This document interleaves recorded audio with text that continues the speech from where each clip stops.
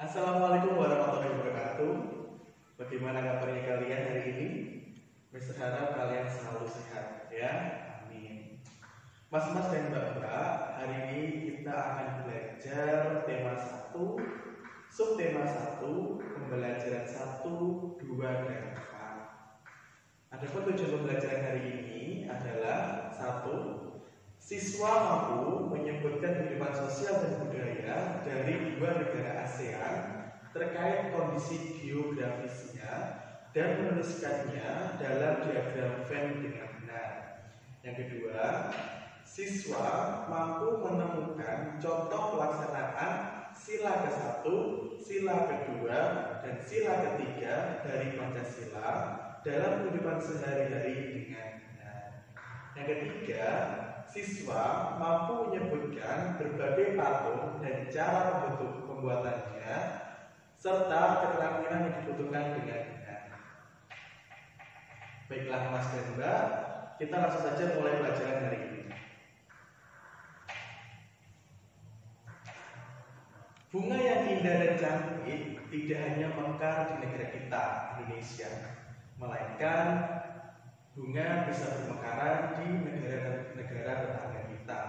Hal tersebut dikarenakan kita dalam kondisi geografis yang hampir sama, sehingga bunga yang tumbuh pun tidak jauh berbeda. Nah, sebagai contoh nih, misalnya contohkan bunga sepatu. Bunga sepatu tidak hanya tumbuh di Indonesia, melainkan juga tumbuh di negara Malaysia. Kalau di Indonesia, bunga sepatu itu digunakan sebagai pewarna, ya. Kalau di Malaysia digunakan untuk apa? Sebagai simbol nasionalnya atau bunga raya, ya. Kalau di istilahnya di Malaysia namanya bunga raya atau bunga nasional. Berikutnya contoh lain, saya kasih contoh bunga Kamboja. Bunga Kamboja tidak hanya tumbuh di Indonesia, tetapi juga tumbuh di negara Laos.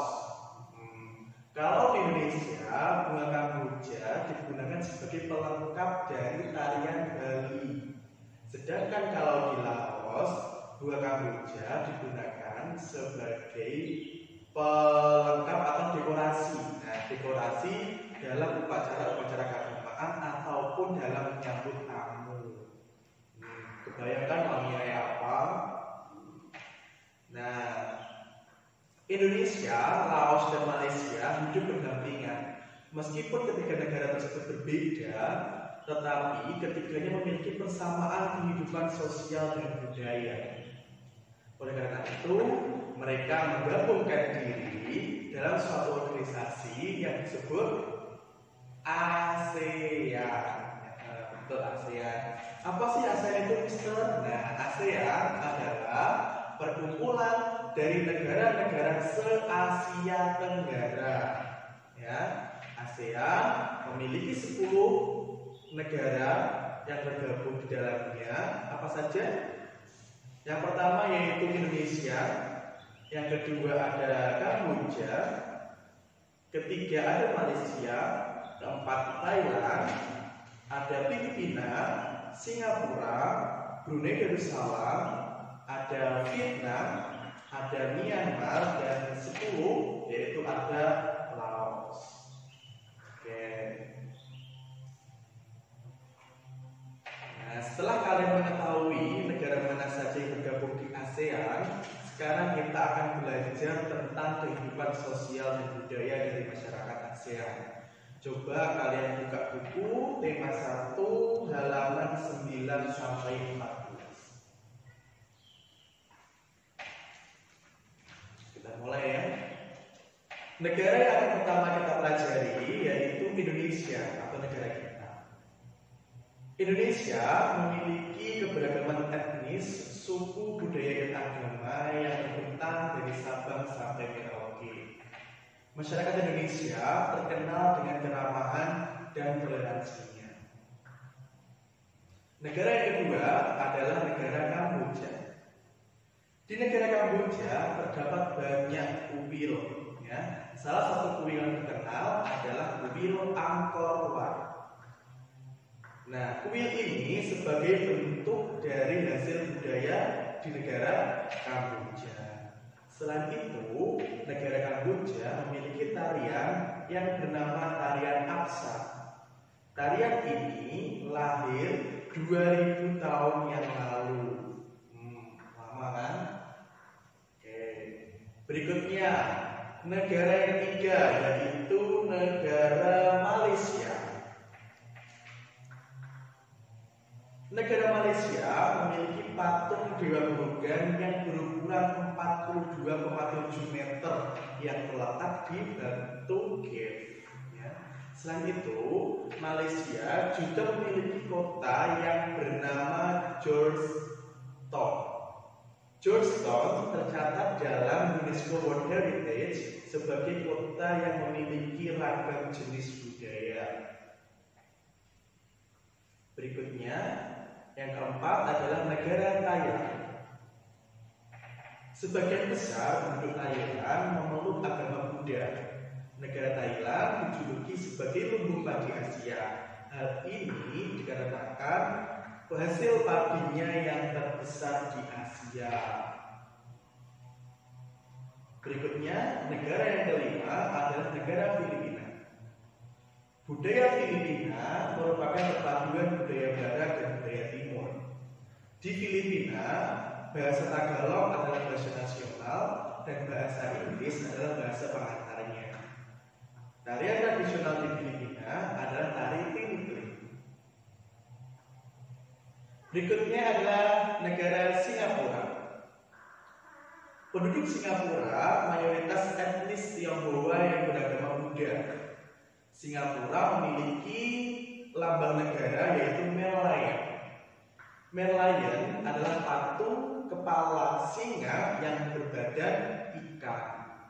Singapura merupakan negara paling maju perekonomiannya di Asia Tenggara.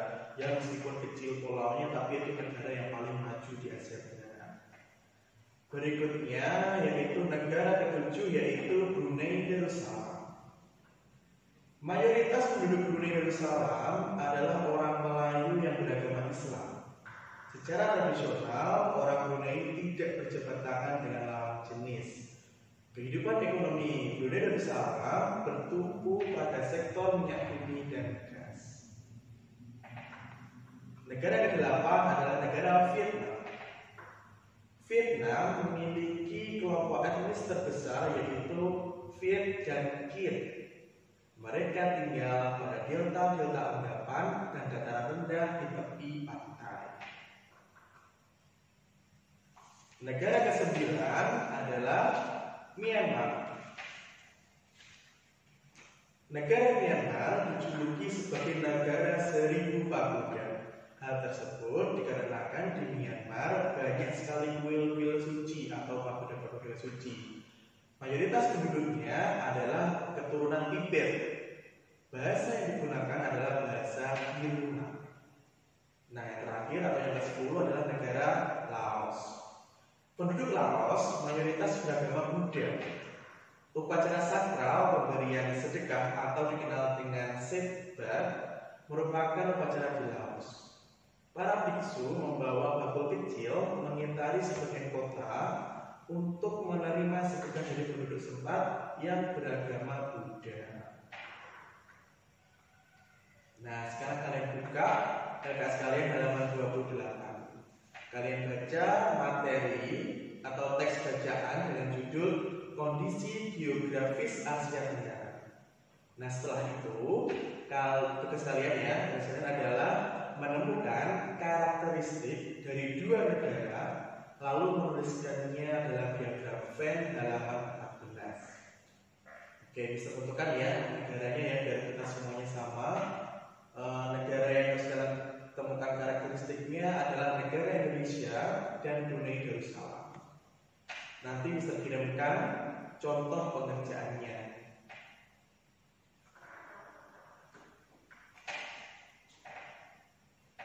Baik, setelah kalian mengerjakan tugas kehidupan sosial dan budaya dari Indonesia, selanjutnya kita akan mempelajari dasar negara kita, Indonesia. Siapa yang tahu apa dasar negara kita? Oke, kita bahas ya, kita ulangi lagi materi mungkin kita sempat juga pernah kita bahas ya. Pengertian dari dasar negara adalah landasan dalam suatu negara guna menjalankan atau melaksanakan kehidupan bermasyarakat di berbagai bidang. Dasar negara juga bermakna sebagai pedoman dasar dan cita-cita bangsa dalam mengatur kehidupan ketatanegaraan yang mencakup segala kehidupan bermasyarakat.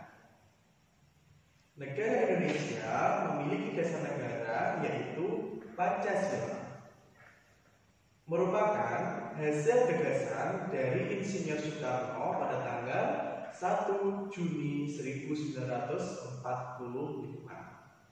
Pancasila sendiri bermakna sangat dalam bagi bangsa Indonesia. Selain sebagai cita-cita bangsa, Pancasila juga berfungsi sebagai pemersatu antar umat bangsa dan sebagai pedoman rakyatnya dalam menjalankan aktivitas sehari-hari di berbagai bidang. Siapa yang tidak hafal Pancasila? Ngaku, ya. Pastinya kan sudah hafal semua ya, karena kita setiap hari Senin ketika upacara bendera selalu menyerukannya bersama-sama. Nah, tugas kalian bukan menghafalkan nih, tetapi kalian harus mengetahui nilai-nilai yang terkandung dalam setiap sila Pancasila. Nah, sekarang kalian buka LKS kalian halaman 16-17 dan halaman 26-27. Tugasnya adalah menuliskan contoh-contoh sikap dalam kehidupan sehari-hari yang mencerminkan sila pertama, sila kedua, dan sila ketiga dari Pancasila. Untuk ingat kembali, kita hafalkan dulu. Sila pertama yaitu ketuhanan yang Maha Esa. Sila kedua, kemanusiaan yang adil dan beradab. Nah, sila ketiga yaitu persatuan Indonesia. Oke.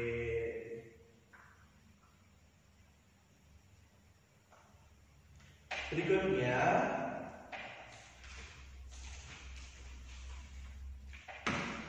ada patung yang terbuat dari kayu dan ada juga patung yang terbuat dari tanah liat. Kali ini kita akan belajar tentang cara membuat patung dari tanah liat. Adapun teknik pembuatan patung dari tanah liat dapat dilakukan dengan teknik cetak, tekan, dan ukir. Penjelasannya, teknik cetak tekan merupakan teknik pembuatan patung dengan bantuan gips pada satu sisi atau cetakan tunggal. Sedangkan teknik ukir merupakan cara pembuatan patung dengan cara mengukir. Untuk teknik cetak tekan dan ukir lebih baik menggunakan tanah liat plastis. Menggunakan tanah liat yang terlalu lembek akan menyulitkan untuk mendapat bentuk yang tepat, rapi, dan jelas. Tanah liat yang terlalu lembek akan lengket pada cetakan gips sehingga sulit diangkat dari cetakan dan sulit untuk diukir.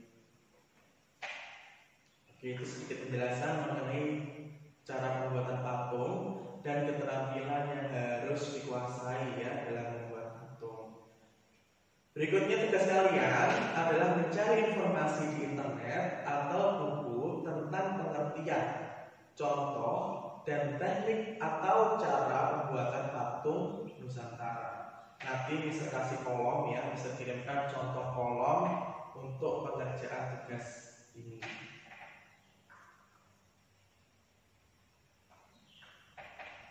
Baik anak-anakku, mas-mas dan bapak senang, semua tugas yang kalian kerjakan, silakan kalian foto tiap bagiannya. Fotonya harus jelas ya, lalu kirim ke nomor WhatsApp semata. Ya, demikianlah materi yang dapat semata sampaikan untuk hari ini. Semoga pelajaran hari ini bermanfaat untuk kita semua. Dan wassalamualaikum warahmatullahi wabarakatuh.